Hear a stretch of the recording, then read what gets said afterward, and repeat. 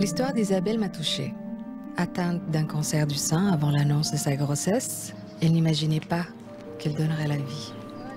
Isabelle m'accueille chez elle pour me raconter ce qu'elle a vécu. Je peux vous embrasser? Chez toi.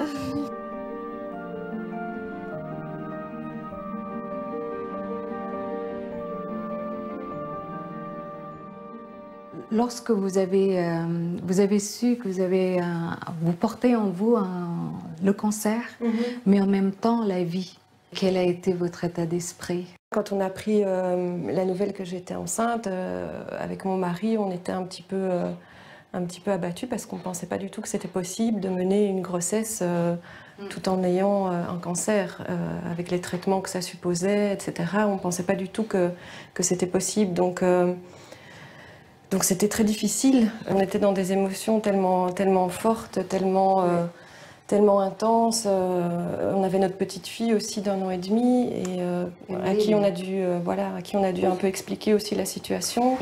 Oh là là, pardon. Oui.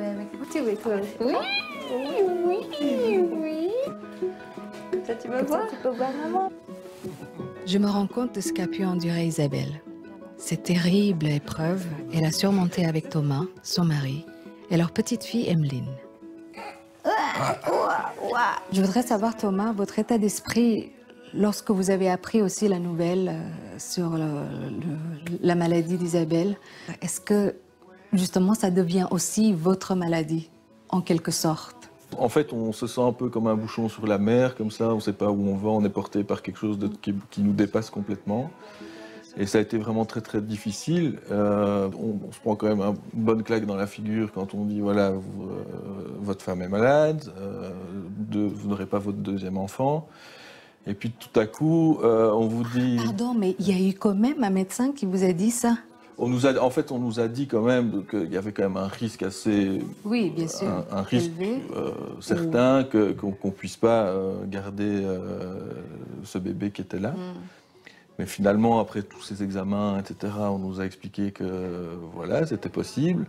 C'est clair que si les médecins nous disent qu'on pourrait avoir un second enfant, on est très heureux de ça. Mais enfin, si c'est pour en faire un orphelin de plus, on se demande un peu est-ce que ça vaut vraiment la peine d'aller plus loin, quoi. Et donc on avait posé la question au corps médical à Saint-Luc et qui nous ont dit voilà, on ne vous le proposerait pas s'il n'y avait pas une chance aussi très conséquente que votre épouse puisse voir ses enfants grandir longtemps. C'est vrai qu'à ce moment-là, c'était ma grossesse qui est passée un peu avant tout ça. C'était Henri, que tout se passe bien pour lui, qu'il aille bien, qu'il naisse en bonne santé, tout ça. Donc voilà, c'est vrai que la grossesse, finalement... prend un peu le pas sur le reste et c'est le côté positif. En tout cas, je vous admire tous les deux. Bravo. Hein. Merci. Bravo, vraiment. C'est touchant, votre histoire. Je les accompagne à l'hôpital Saint-Luc pour rencontrer l'équipe médicale qui les a soutenus et s'est occupée d'eux dans ces moments difficiles. Le professeur Martine Berlière est le chirurgien qui a opéré Isabelle. Les idées dont on savait, dont on entendait jusqu'à présent, c'est que cancer, c'est incompatible avec la grossesse. Oui, ça c'était les idées qui circulaient dans le passé. Oui. C'est vrai que c'est un petit peu, une grossesse, c'est un peu un hymne à la vie et le cancer, c'est toujours malheureusement encore associé à une angoisse de mort. Le but de la prise en charge, c'est de pouvoir concilier une prise en charge optimale pour la maman et d'avoir le moins d'effets délétères pour permettre une grossesse quasiment normale pour l'enfant. Et donc on peut, avec des risques tout à fait mesurés, instaurer des traitements de chimiothérapie à partir du 2e trimestre de la grossesse. C'est quand même un super message, très positif. Je pense que c'est une belle victoire, mais ça implique qu'il y ait un couple qui soit combattant et uni, et ça vraiment, c'est tout à fait le cas, avec une confiance dans l'équipe soignante.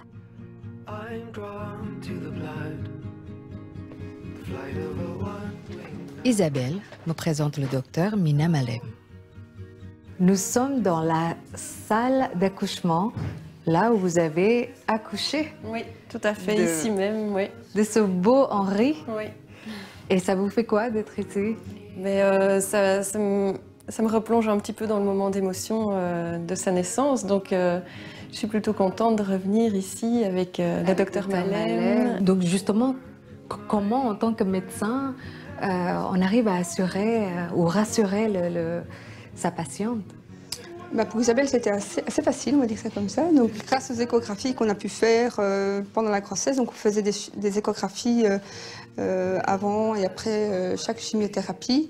Et je pense qu'à un moment donné, on a senti Isabelle et son conjoint s'apaiser et nous faire vraiment confiance et croire vraiment que ce bébé pouvait être un bébé normal. Et j'avais rassuré une fois Thomas en lui disant « Ne vous inquiétez pas, Thomas, le petit bout va être très très calme, tout va bien se passer. » Et il aurait des cheveux aussi. Et effectivement. Il avait plein de cheveux. Et tout de suite, super calme, super chouette, super souriant. Et vraiment un bébé miracle. Hein.